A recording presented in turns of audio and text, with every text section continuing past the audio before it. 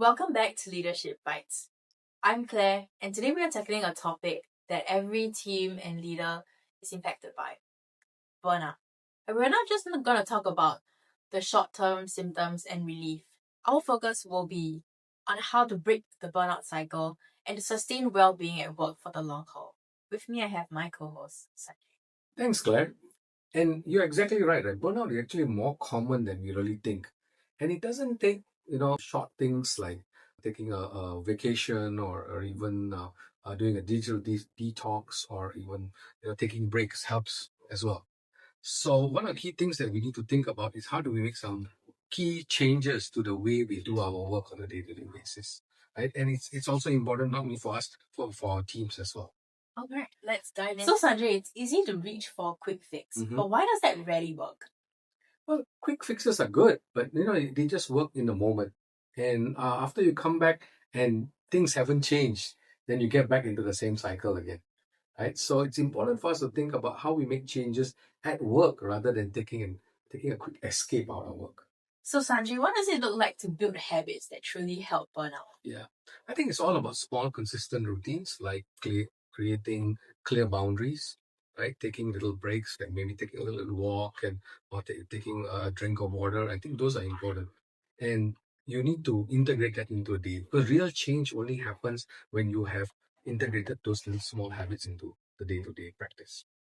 And how can leaders kind of level that up a little bit, not just for themselves, but also for their team? I think it's important also to check in with your teams, right? To check in with your teams, to have maybe say regular check-ins to talk about well-being and not just deadlines. So how does community come into play in helping burnout? I believe that social connections are everything, right? Because the ability to be able to talk about things like stress, workplace overwhelm, I think that's very important. And that is what builds resilient teams in the first place. So it's important for that to happen. So you need to create space and opportunities for that to happen. What else other And than creating space? and like creating peer and buddy systems and also thinking about creating the space. And when I talk about space, you have to create a psychological safe space where people are open to sharing what they're doing and without any judgment. So Sanjay, how can flexible work practices help, and what examples would you have?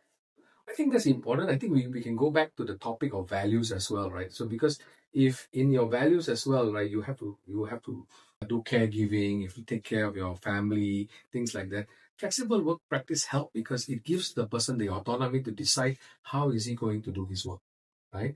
At the end of the day, yes, they have to achieve their goals and objectives, right? But it doesn't mean that they are stuck in a 9 to 5 routine and they can't do anything else. So flexible work allows them to go out at lunch and do other things, right? To walk in the park, right? To be able to do those kind of things so that they help them to maintain their balance. So what about deeper changes? Like how do values fit into this, for example? Yeah. Values are what is important to the person itself. So when the work is disconnected from values, people will get burned out because they're just doing the work for the sake of the work, right? So values like, maybe say family, health, these are important. Then if they're not being taken care of, right, and we don't have the space to talk about it and to share with others, I think that is one of the reasons why people burn out. So how does, like, let's say your team supporting your values of like family and health, how would that help burnout? I think when your teams understand you and they know that you need that space for family, for health, for other things, I think that is very important because that really helps a person to feel like socially connected to the rest of the team. But does that necessarily mean they need to have the same values as you? Not necessarily. Everyone has different values, so everyone must be empathetic of the different types of values that people have, and also be respectful of it. Okay. Do you have a story about a leader or team that's broken a burnout cycle?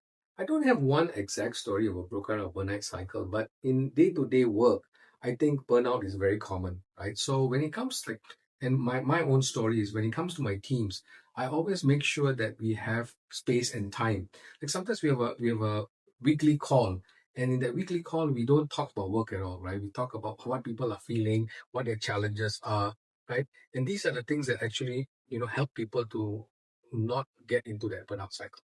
Because it makes people feel like they're being cared for and Yeah, supported. they're being heard. Number one is being heard because your leader is having these regular calls just to hear them out. So when they feel heard, they feel that they've been empathized with, I think that makes a big difference. I mean, they're not looking for solutions, right? And they're just looking for understanding and respect. Right. That helps a lot more than people think. Yeah. So what's the final word on making it? The final word of making it stick is to make sure that, we have ongoing dialogue, right?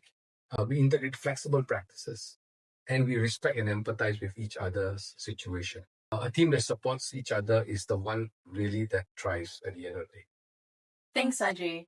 And thanks to our listeners for tuning into this episode of Leadership Bites. If you take one thing away, just know that breaking out of the burnout cycle is possible, but only if we commit to long-term change together.